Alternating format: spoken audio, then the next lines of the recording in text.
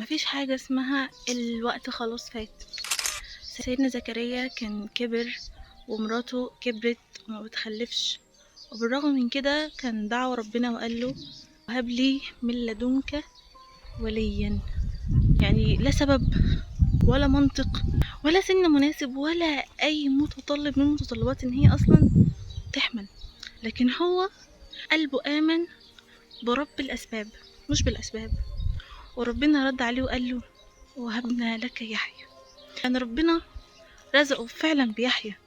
فالعبرة من هنا انك تعلق قلبك برب الأسباب مش بالأسباب، وان مفيش حاجة اسمها الوقت فات. وقيس على كده اي حاجة، سواء سفر، سواء جواز، سواء مذاكرة، سواء اي حاجة في حياتك خلاص استغنيت عنها وقلت خلاص وقتها فات.